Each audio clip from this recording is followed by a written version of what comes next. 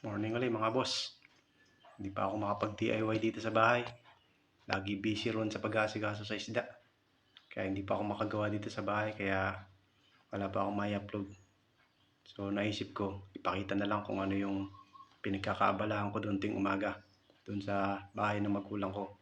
Meron kasi kami rong munting business. Yung family business. Pagtutuyo. Kaya tuwing umaga, yun ang morning routine ko. Tumutulong ako doon pag-aasikaso sa isda. Lalo ngayon, maraming pahuli yung mga bangka. Kaya minsan, hindi na ako nakakagawa dito. Maghapon ako doon pagtulong. Tulong sa pagbababad, pagbabanlaw, sa pagbibilad, tapos pagkakahon, tapos biyahe. Kaya wala nang time para mag-DIY. So, naisip ko ipakita na lang sa inyo kung ano yung business namin doon.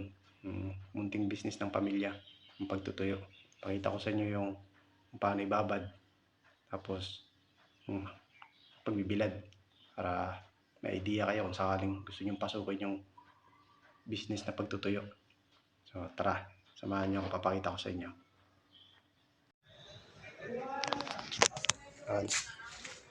Bababad, babanlawan, 30 minutes munang ibababad. Yan. Inasinan na yan kahapon magdamag. Yan. Babad, tas babanlawan bago ibibilad. Yan. Yan ang ibibilad ngayong araw. Babad muna siya ng 30 minutes para hindi maalat. Yan. Kahapon yan huli. Tapos ito naman yung huli ngayong araw. Ayan, inasinan. Para bukas naman yan. Ayan, aasinan yan, tsaka yelo. Magdamag. Ayan.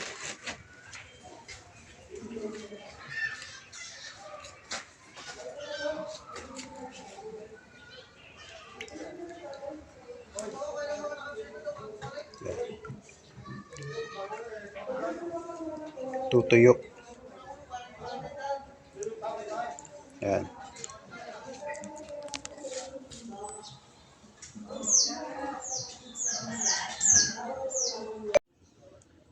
Ayan. Ayan ang patuyuin. Ayan ang bilad natin. Ayan.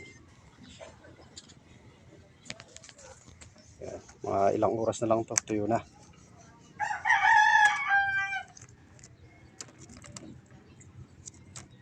Pangalawang bilad na to. Second day dry. Ayan.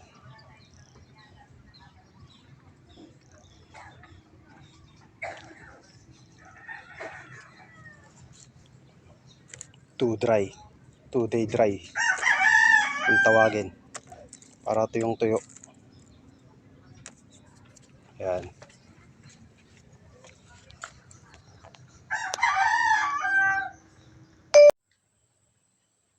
Ayan.